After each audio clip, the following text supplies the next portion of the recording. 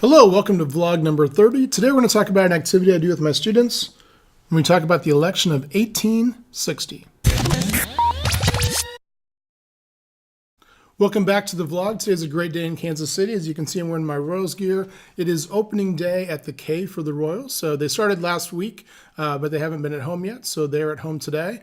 And lots of students, lots of faculty wearing their Royals gear today. So what I thought I would talk about today is an activity that I do when I teach my students about the election of 1860. Now, the election of 1860 is one of the key events leading up to the start of the Civil War. It's one of the things we have in our standards. So it's a topic that's important, but one that students generally don't get super excited about. It's a complex election. There's a lot of different factors going on. So for probably the last 5 years or so, I've had my students create a short election ad, imagining that the campaign was going on when there was TV. And I have my students create and edit a short TV ad for each of the 4 candidates. This is one of the strategies I use in my class a lot. I take an historical event or a person, and then I mash it up and kind of superimpose it over using a modern tool. So maybe it's social media sometimes, maybe it's some kind of modern application. In this case, it's creating a TV ad 30 seconds long that would have run in 1860. So I want to give you a little bit of context in how long this activity takes. When we do our notes and we talk about different factors, we divide it up into economic, political, and social factors that led to the start of the Civil War. We will have talked about the election of 1860 a little bit when we do our section of notes on the political factors or political causes of the start of the Civil War. So we would have done a little bit of mentioning and a little bit of background on that first. And then once we start with day one, our students do a little graphic organizer that I hand out. And there's 4 candidates primarily running for president in 1860. You have Lincoln, Bell, Breckinridge, and Douglas. They each have different ideas on slavery, and that's really kind of the key concept of what makes the election of 1860 important. So we do a little bit of background knowledge on that. I do kind of a quick synopsis of where each of the 4 candidates falls on the issue of slavery, and all the students fill this out on their graphic organizer.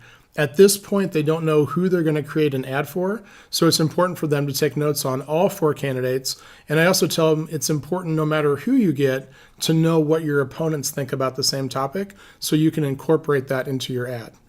Also on day one, I show them a couple different examples of famous political ads. I have these embedded on my webpage resources for that particular project. And the couple ads that I show them are the Daisy ad from the Goldwater Johnson campaign. I also show them It's Morning Again in America, the Ronald Reagan ad from 1984. I show them one from Hillary Clinton when she's running against Barack Obama in the primaries. It's the 3 a.m. phone call one. So I pick a couple different ones. You can find some great examples at the website, The Living Room Candidate. There's tons and tons of them.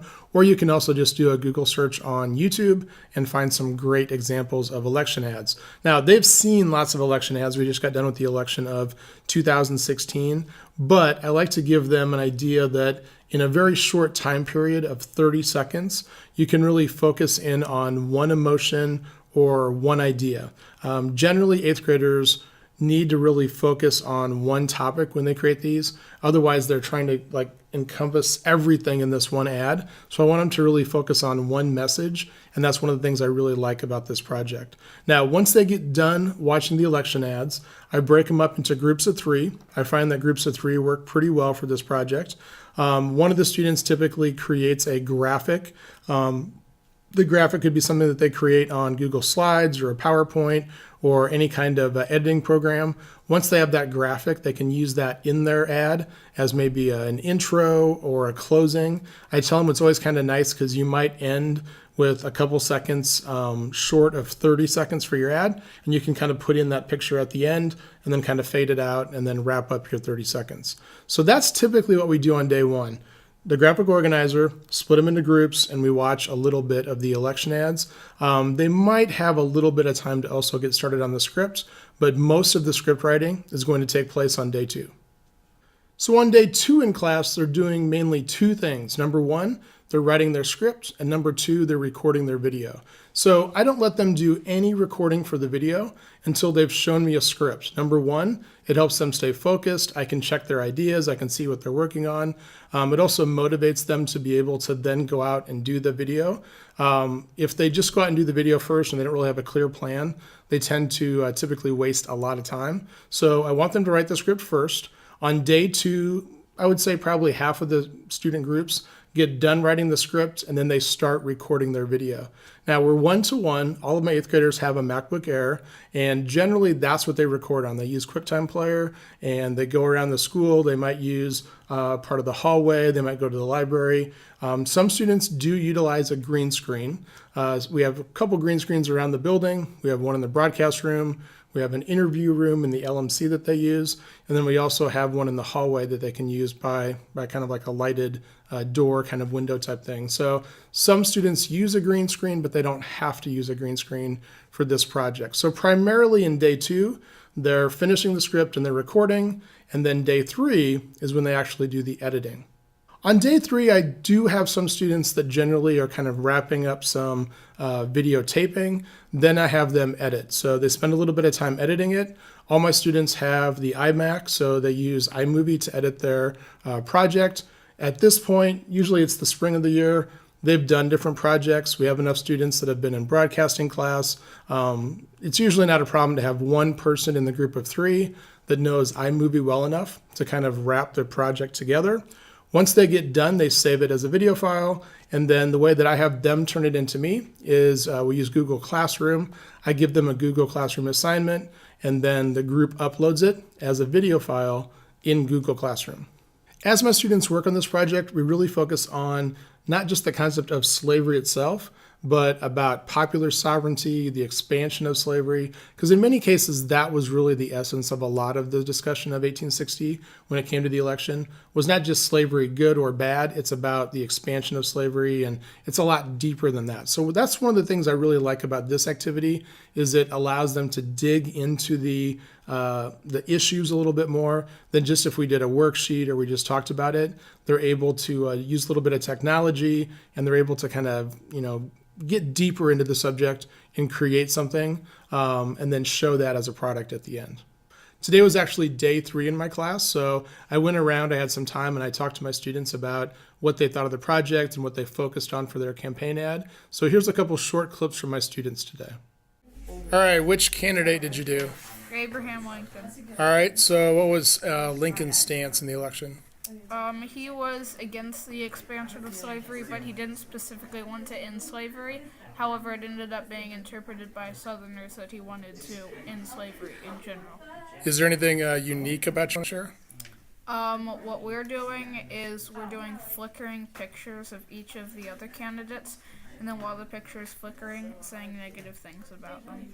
Ah, so you're throwing some mud. Yeah, and then after that, we go to a picture of Lincoln, and we talk about what he wants to do that will be better than what they want to do. All right, can't wait to see it. So which candidate are you guys doing? John Bell. All right, so what's your approach to the John Bell ad? What are you trying to promote? Donuts. We're just Donuts, so how does that attach? we're not changing the donuts. Why fix something that's not broken? Why change the donut that you like? So you're using an analogy of donuts to the country, and you shouldn't have to change things? Yeah.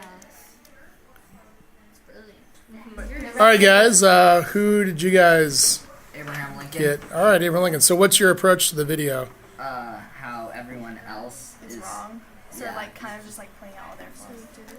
pointing So out- you're trying to point out everybody else's faults to make Abe Lincoln look good. yes. Yeah. Wow, and so how are you doing that? Ah, We're Like saying quotes or things. like ideas, or what are you doing? their ideas, their ideas. what they believe is Yeah. just wrong. Oh yeah. we say not approved after everything. Not approved. This is not okay. That is not what we want to be doing. And we explain why it's wrong. All right, so who are you doing for your election ad? John Bell. All right, so what was John Bell's stance? He he said he kind of thought that popular sovereignty was working just fine, and that we were doing perfectly fine, no problems. Yeah. All right, so kind of keep everything the way it is? All right. So what's your strategy for your ad? Gonna remind people like it's all cool, man. Yeah. It's all cool. Yeah. Like hippie. Kinda like, you're gonna make John Bell kind of like a hippie. Yeah. Yeah. It's all 1860, cool, more man. like 1960. Oh, 1960. Yeah. Yeah. Okay. It's in our slogan too. It's your slogan. Yeah. Yeah. 1860, more like 1960. Yeah. No, and it's all good, man. All right. It's all good, man. Can't wait to see it. I do have a variety of resources available from this particular activity on our show notes, so check out our website.